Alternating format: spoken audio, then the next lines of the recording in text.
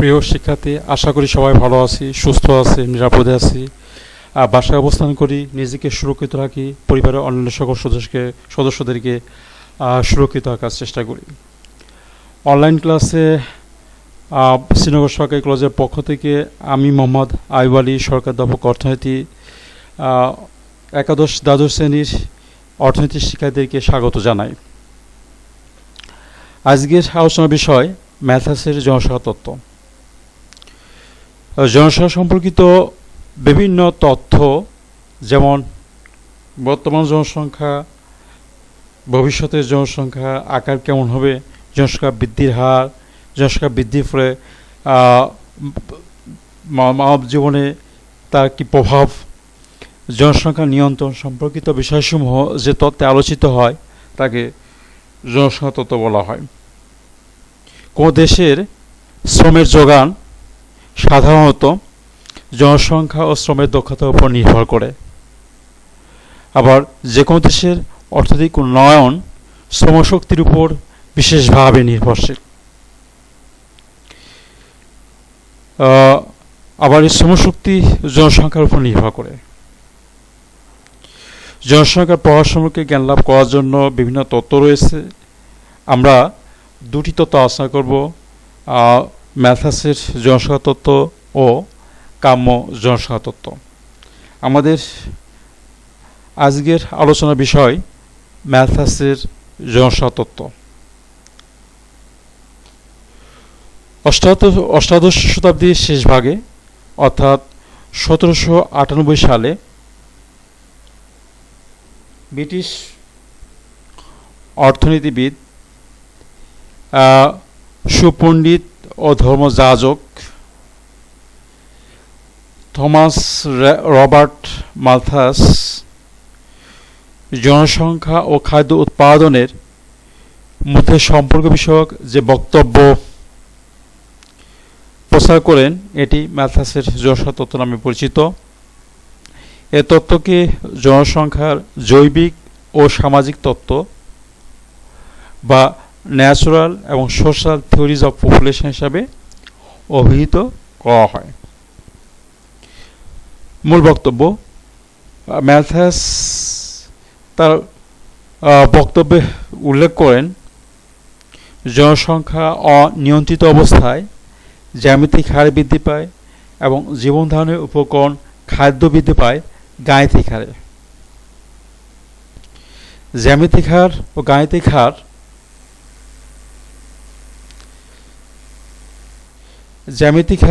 গাণিতিক হারে বৃদ্ধি পাওয়ার অর্থ হল জনসংখ্যা বাড়ে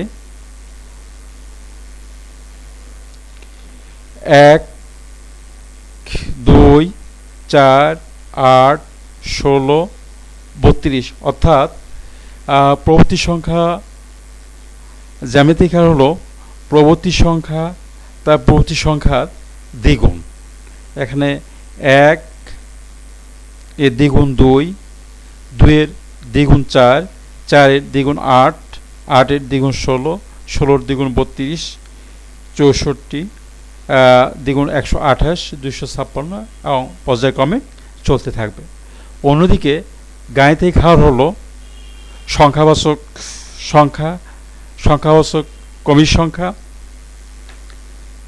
বা আরও সহজে ক্রমিক সংখ্যা 1, 2, 3, 4, 5, 6, 7, 8 এবং পর্যায়ক্রমে চলতে থাকবে বা so on। ম্যালথাস মনে করেন, আর্থিক সামর্থ্যের চেয়ে জনসংখ্যা বেশি হলে মানুষের উন্নতি ও সুখ হবে না।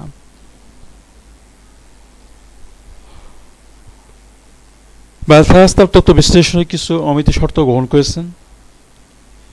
প্রথমত, জীবন ধারণের উপকরণ তথা খাদ্যের যোগান সীমিত। নর নারীর মধ্যে আকর্ষণ প্রয়োজনীয়, নিয়ন্ত্রিত এবং শাশ্বত। কৃষিতে ক্রমহ্রাসমান প্রান্তিক উৎপাদন বিধি কার্যকর। একমাত্র উৎপাদন ব্যবস্থা হল কৃষি। জমি উৎপাদন ক্ষমতা অপরিবর্তিত, উৎপাদন প্রযুক্তি অপরিবর্তিত বা স্থির। আমরা ম্যালথাসের তত্ত্বটিকে গাণিতিক হার এবং জ্যামিতিক হারের মাধ্যমে ব্যাখ্যা করতে পারি। ম্যালথাস 25 বছর সময়কে একক হিসাবে ধরে খাদ্য উৎপাদন এবং জনসংখ্যা বৃদ্ধি যে হারে পরিবর্তিত হয় তা সূচির মাধ্যমে দেখানো যায়।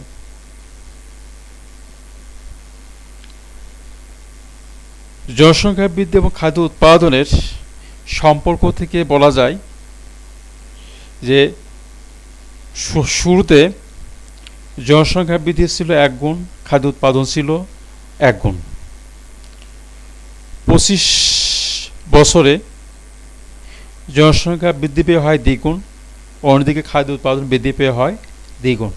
অর্থাৎ 25 বছর সময়কালে বা 25 বছরে জনসংখ্যা বৃদ্ধি এবং খাদ্য উৎপাদন পরস্পর একই ছিল, কিন্তু 50 বছরে জনসংখ্যা বৃদ্ধি পেয়ে হয় 4 গুণ, অন্যদিকে খাদ্য উৎপাদন বৃদ্ধি পেয়ে হয় 3 গুণ। 75 বছরে জনসংখ্যা বৃদ্ধি পেয়ে হয় 8 গুণ, খাদ্য উৎপাদন বৃদ্ধি পেয়ে হয় 4 গুণ। অর্থাৎ জনসংখ্যা বৃদ্ধির তুলনায় 75 বছরে খাদ্য উৎপাদন অর্ধেক। ফলে খাদ্য এবং জনসংখ্যা অর্থাৎ জনগণ এবং খাদ্যের চাহিদা এর মধ্যে পার্থক্য দেখা দেবে এবং খাদ্য সংকট তীব্রতর হতে থাকবে। একইভাবে 3 শতাব্দী পরে খাদ্য বাড়বে 13 গুণ, অন্যদিকে জনসংখ্যা বৃদ্ধি পেয়ে হবে 4096 গুণ এবং এর পরে জনসংখ্যা বৃদ্ধি ব্যবধান অপরিমেয়। ম্যালথাস পোর লজে মন্তব্য করেন, গরিবদের কষ্ট লাঘব করার প্রচেষ্টা পৃথিবীকে নিকৃষ্টতর মানুষে ভরে দেবে। খাদ্য ও অন্যান্য ভোগ্যপণ্য সরবরাহে অপ্রতুলতা দেখা দেবে, জিনিসপত্রের দাম বৃদ্ধি পাবে। ফলে সে তার অজ্ঞাতসারে নিজের ও পরিবারের দুঃখ কষ্টের সাথে দেশের অন্যান্যদেরও দুঃখ কষ্ট বাড়িয়ে দেবে। তার মতে ভোগ্যপণ্য উৎপাদন এবং কর্মসংস্থান উত্তরোত্তর বৃদ্ধি পেলেও দ্রুত বৃদ্ধি পাচ্ছে কর্মপ্রার্থীর সংখ্যা ও ক্ষুধার্ত মুখ। আমরা জনসংখ্যা বৃদ্ধি এবং খাদ্য উৎপাদন এ দুইয়ের মধ্যকার সম্পর্ককে লেখচিত্রের সাহায্যে উপস্থাপন করতে পারি। চিত্র বিশ্লেষণ: চিত্রের ভূমি অক্ষে 25 বছর সময়কে একক হিসাবে বিবেচনা করা হয়েছে এবং লম্ব অক্ষে খাদ্য উৎপাদন এবং জনসংখ্যা বৃদ্ধি দেখানো হয়েছে। প্রতি 25 বছরে খাদ্য উৎপাদন বৃদ্ধি পায় গাণিতিক হারে, অর্থাৎ 1, 2, 3, 4, 5। আমরা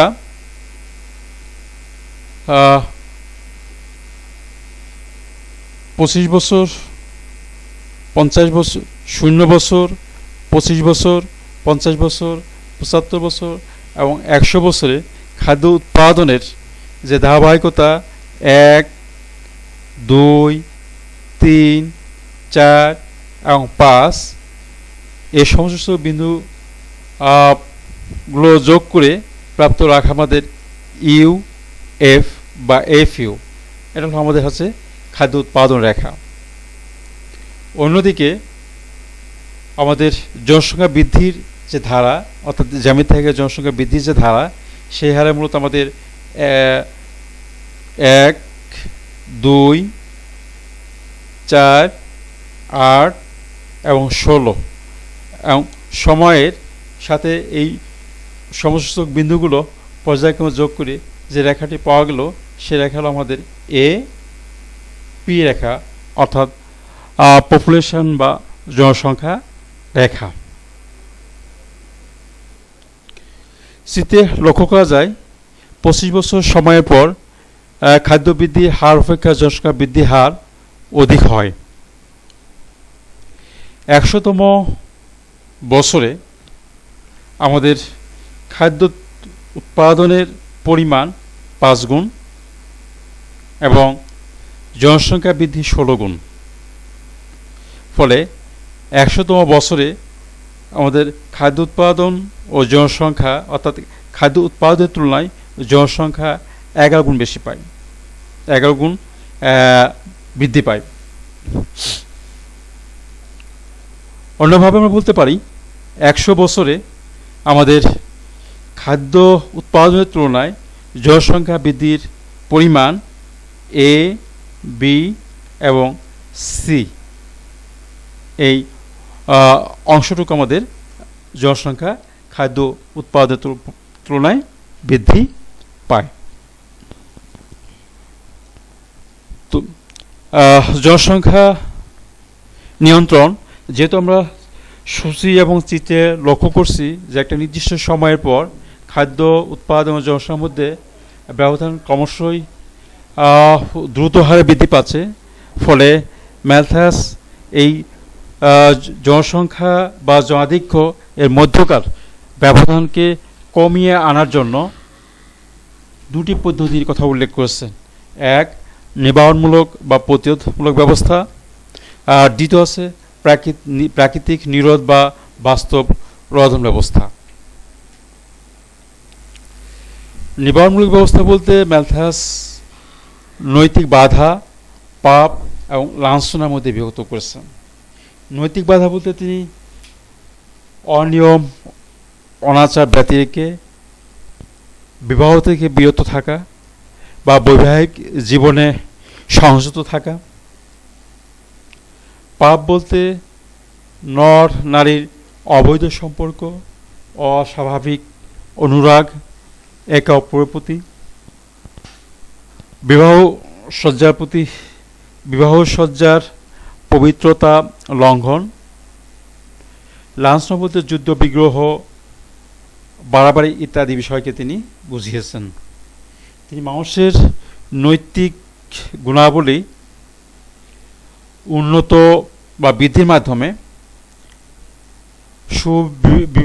সুবিবেক সম্পন্ন এবং সৎ চরিত্রবান আদর্শ মানুষ হিসাবে নিজেকে গড়ার প্রতি ইঙ্গিত প্রদান করেন। প্রাকৃতিক নিয়ত বলতে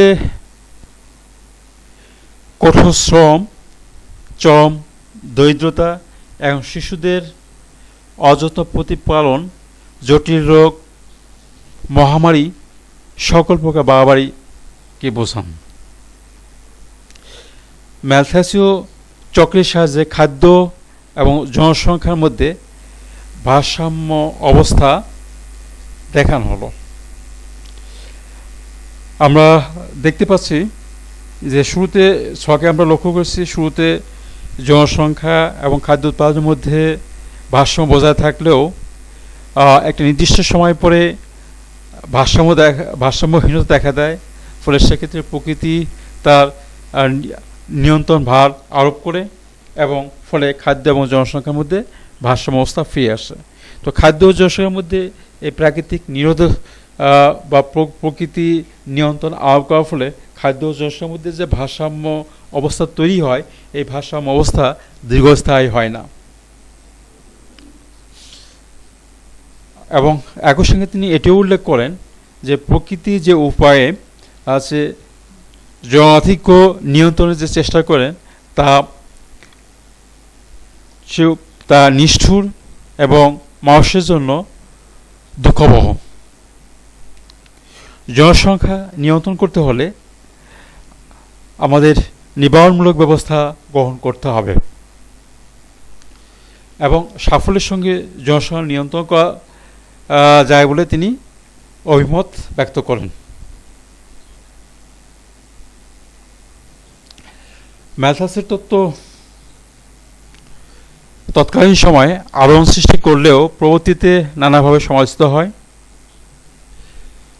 প্রথমত সমালোচনা হলো খাদ্য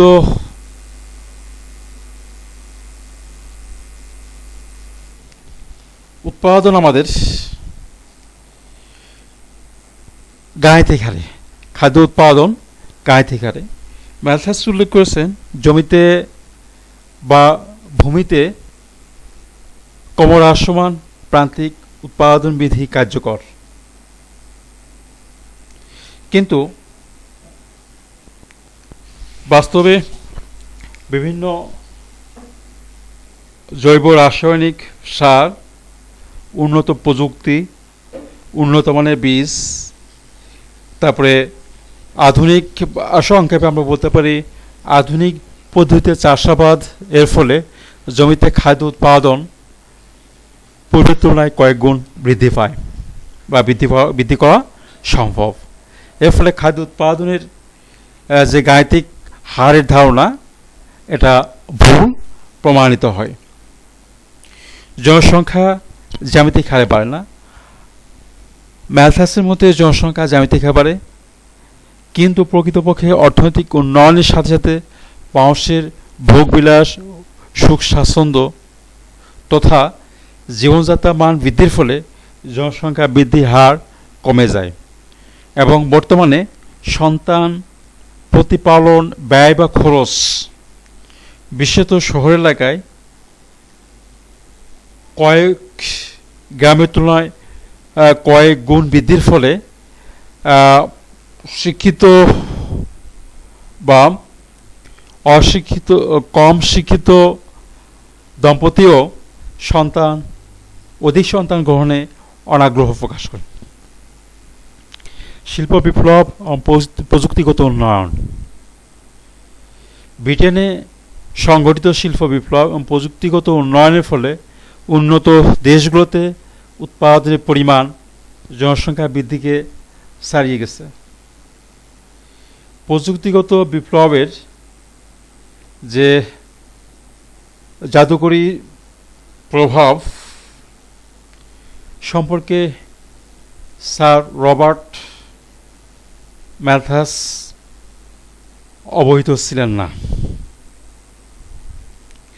জনসংখ্যার গুণগত দিক উপেক্ষিত।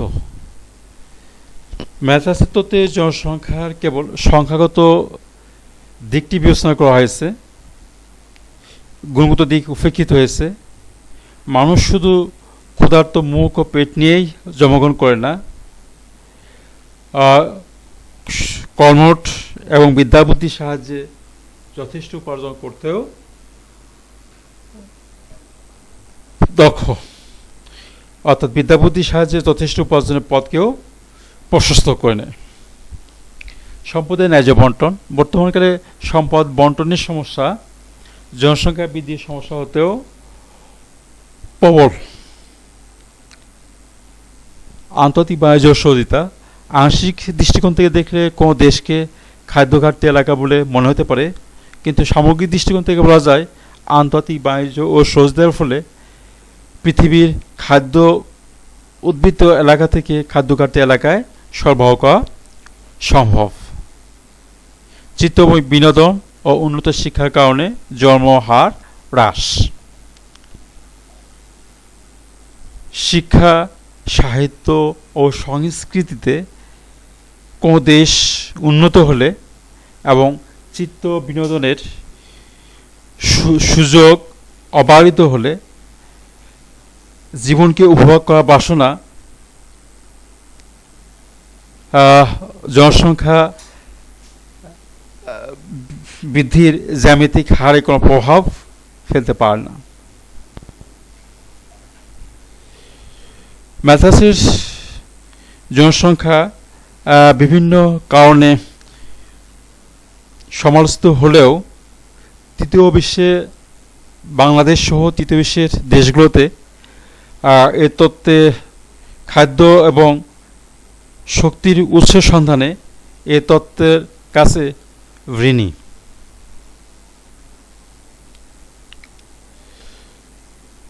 বাংলাদেশ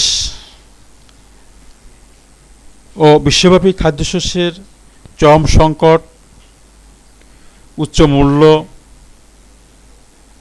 উন্নত উন্নয়নশীল দেশগুলোতে যে সামাজিক, অর্থনৈতিক ও রাজনৈতিক সংকট সৃষ্টি হয়েছে, এ তত্ত্ব ভবিষ্যতের জন্য আমাদেরকে সচেতন করবে এ বিষয়ে নিশ্চিত করে নিঃসন্দেহে বলা যায়। সুতরাং উন্নয়নশীল ও অনুন্নত দেশের ক্ষেত্রে তার তত্ত্বের প্রয়োগ যোগ্যতা লক্ষ্য করা যায়। 200 বছর পরেও উন্নত দেশগুলোতে এ তত্ত্বের গ্রহণযোগ্যতা নিয়ন্ত্রণ করে গবেষণার ক্ষেত্র সৃষ্টি হচ্ছে।